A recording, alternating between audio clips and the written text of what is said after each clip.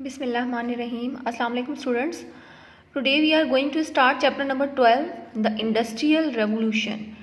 So industrial revolution क्या है कि इंडस्ट्री में जब एक नया इनकलाब आया था, रेवोल्यूशन आया था, तो वो टाइम पीरियड जो है वो इंडस्ट्रियल रेवोल्यूशन कहलाता है। जब न्यू न्यू इन्वेंशंस हुई थी और इंडस्ट्री में कह लो डेवलपमेंट स्टार्ट हो गई थी, तो ये वो टाइम पीरियड है। ठीक है, तो आज हम इसके क्वेश्चंस देखेंगे।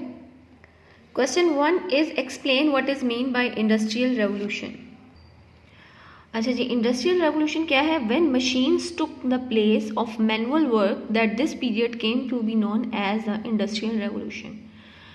इंडस्ट्रियल रेवोल्यूशन क्या है, किस को कहा गया है कि जब मशीनों ने मैनुअल वर्क की जगह ले ली। मैनुअल वर्क क्या होता है? जो इंसान हाथों से अपने परफॉर्म करते हैं, ठीक है, यानी जिसमें फिजिकल एक्टिविटी होती है। और इसमें और इंडस्ट्रियल रेवोल्यूशन क्या था कि वो टाइम पीरियड जब मशीनों ने काम स्टार्ट किया ज़्यादा, ठीक है। मशीनों के लिए भी हाँ खैर आपको किसी भी फिज़िकल क्योंकि हमारी फिज़िकल एक्टिविटी के बगैर तो मशीनें भी नहीं चलेंगी, लेकिन ये है कि वो जो काम हाथ से स्लोली होता था वो स्पीडली होना शुरू हो गया, ठीक है।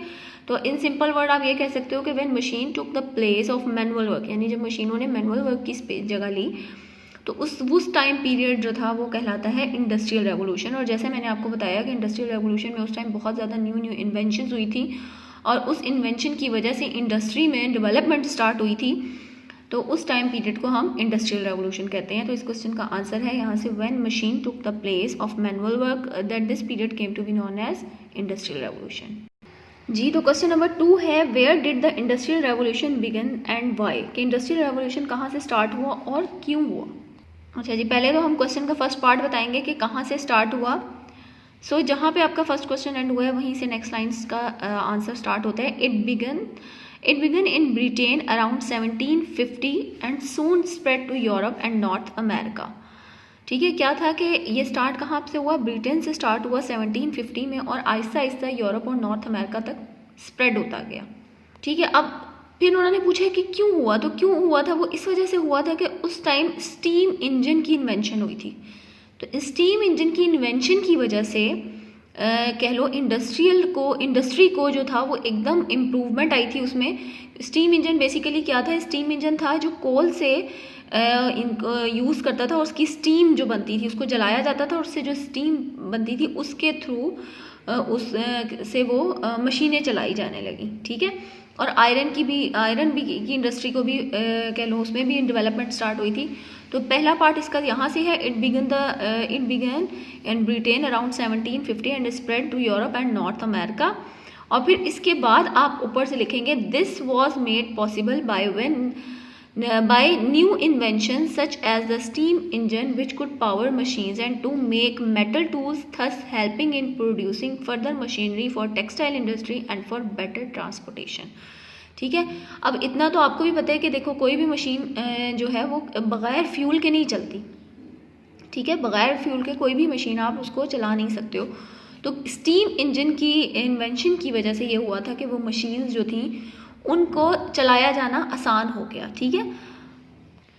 और इसमें स्टीम इंजन में क्या था कि स्टीम एनर्जी को यूज़ किया जाता था मशीनों को चलाने के लिए। तो इस तरह से फर्दर टेक्सटाइल इंडस्ट्री में भी इम्प्रूवमेंट आई और बाकी ट्रांसपोर्टेशन में भी इम्प्रूवमेंट आई और इससे रिलेटेड जो दूसरी इंडस्ट्रीज़ थी वहाँ पे भी काफ़ी ज़्यादा इम्प्रूवमेंट आई। किसकी वजह से? स्टीम इंजन की इन्वेंशन की वजह से। अच्छा जी, ये सेकंड क्वेश्चन का आंसर है। तो सेकंड क्वेश्चन के आंसर में पहले तो आपने यहाँ से स्टार्ट करना है, it began in Britain around 1750 and soon spread to Europe and North America.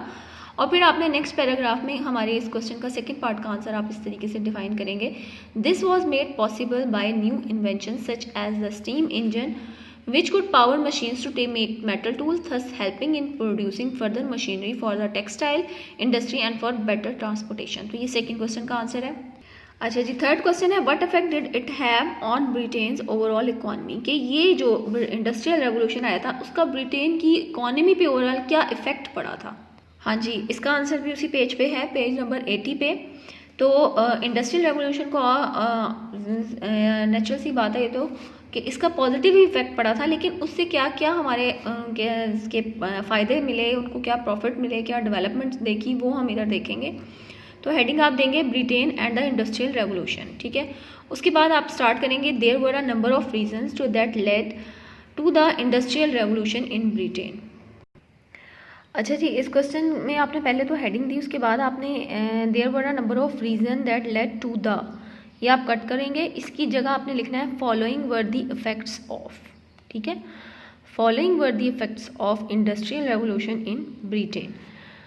तो अब उसके बाद आपने पॉइंट्स में आ जाना है, ठीक है। पहला पॉइंट है the country had large reserves of coal to power the machines and iron ore which provided raw material for making machines, ठीक है। तो पहला इसका इम्पैक्ट हमें क्या मिलता है कि कंट्री के पास जो थे वो कोल उसके रिजर्व्स जो थे वो काफ़ी ज़्यादा थे, ठीक है। तो उसकी वजह से क्या हुआ कि मशीन को पावर मिली, एंड दूसरी साइड पे कहते हैं iron ore which provide raw material for making machine, ठीक है। आयरन ओर जो है वो रॉ मटेरियल है किसके लिए, मशीन की मैन्युफैक्चरिंग के लिए, ठीक है। तो ये तमाम दो बातें हैं, कोल की वजह से पावर मिली मशीनों को, और आयरन ओर की जो था iron ore as a raw material use होता था फर्दर मशीन बनाने के लिए। तो यानी इन शॉर्ट वर्ड आप ये कह सकते हो कि इंडस्ट्रियल रेवोल्यूशन से ब्रिटिश में क्या हुआ था, ब्रिटेन में, कि उन्होंने मशीनें भी ज़्यादा से ज़्यादा डेवलप की, और दूसरी तरफ मशीनों के लिए पावर भी यानी कोल वगैरह एज अ फ्यूल यूज़ होने लगा। The manufacture of textile and iron were the two most important industries which made British business grow and prosper. अच्छा, जैसे जैसे अब इंडस्ट्रियल रेवोल्यूशन स्टार्ट हुआ तो उससे क्या हुआ था कि manufacture of textile and iron, textile की मैन्युफैक्चरिंग से और आयरन से, इनकी वजह से ये जो दो मोस्ट इम्पॉर्टेंट इंडस्ट्रीज थी ब्रिटिश की, उसकी वजह से इनका जो बिजनेस था वो और भी ज़्यादा ग्रो हुआ और भी ज़्यादा उन्होंने प्रॉस्पर यानी बहुत ज़्यादा खुशहाल होते गए। By 1850, Britain was producing most of the world cotton, iron, steel and coal and was considered the richest nation of all.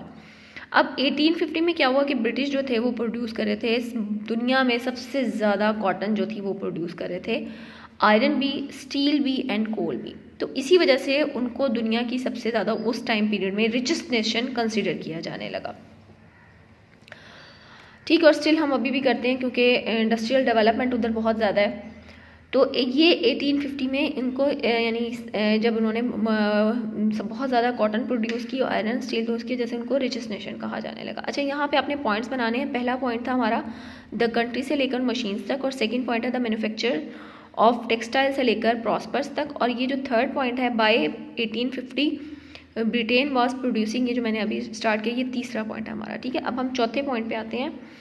The industrial revolution made mass production possible, that is producing goods in large quantities and in less time than before. Industrial revolution से एक तो ये तमाम फ़ायदों के साथ ये भी हुआ कि जो काम वो पहले उनकी प्रोडक्शन ज़ाहिर है मशीनों की निस्बत उनकी production as compare to before ज़्यादा होना शुरू हो गई, क्योंकि मशीनें जो हैं वो ज़्यादा स्पीडली वर्क करती हैं as compare to manual work, ठीक है। अगर एक कपड़ा आप हाथ से स्टिच करते हो तो उसमें ज़्यादा टाइम लगेगा, और वही काम आप मशीन से कर लोगे तो वो और भी ज़्यादा स्पीडी करेगी, ठीक है। और वो एक होती है सिंपल मैनुअली मशीन काम करती है, और अगर हम वो इलेक्ट्रिकल मशीन हो तो उसमें और भी स्पीडली काम होता जाएगा, ठीक है। तो इसी तरह कहते हैं कि the industrial revolution was made possible, production possible, that is produce goods in large quantity in less time, यानी कम टाइम में उन्होंने ज़्यादा क्वान्टिटी में प्रोडक्शन स्टार्ट कर दी। फिर हमारा फिफ्थ पॉइंट है moreover mass produced goods were cheaper and more widely available. जब बहुत ज़्यादा अमाउंट में प्रोडक्शन होने लगी तो आहिस्ता आहिस्ता क्या हुआ, ज़्यादा अमाउंट की प्रोडक्शन हुई तो उनकी रेट भी कम होना शुरू हो गई, यानी वो सस्ती मिलना शुरू हो गई, और वाइडली अवेलेबल यानी बहुत ज़्यादा हमें वो मिलने लगी, ठीक है, मौजूद थी, ज़्यादा अमाउंट में नज़र आने लगी। एक और चीज़ आप लोग याद रखिएगा कि जब भी किसी चीज़ की क्वांटिटी बहुत ज़्यादा हो जाती है तो बहुत ज़्यादा क्वांटिटी की वजह से भी उसकी कीमत पे इफेक्ट पड़ता है, ठीक है, वो चीपर भी हो जाती है, ठीक है। फॉर एग्जांपल आपने अभी देखे हैं कि जब कोरोना वायरस बिल्कुल स्टार्ट में आया था उस टाइम मास्क जो थे वो 50 रुपीज़ में, कुछ 100 में, कुछ 50 रुपीज़ में सेल आउट कर रहे थे, और आज ये टाइम है कि मास्क की जो कह लो प्रोडक्शन इतनी ज़्यादा कर दी है उन्होंने, इतने मैन्युफैक्चरिंग उनकी इसकी इतनी ज़्यादा होने लगी है कि आज वो आपको 10 या 5 रुपये में भी मास्क मिल जाता है, ठीक है। तो सिंपल वर्ड में मेरा पॉइंट समझाने का मकसद ये था कि जैसे जैसे प्रोडक्शन ज़्यादा हुई तो उनकी वो चीपर भी होना शुरू हो गई।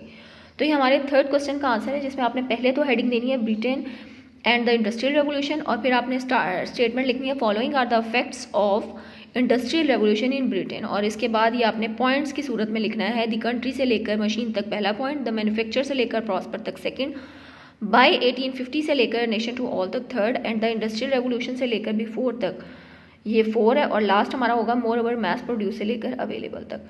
तो ये हमारे आज के तीनों क्वेश्चंस के आंसर हैं। Hopefully you understand the all of this answer of this question. Take care student, have a good day. अल्लाह हाफिज़।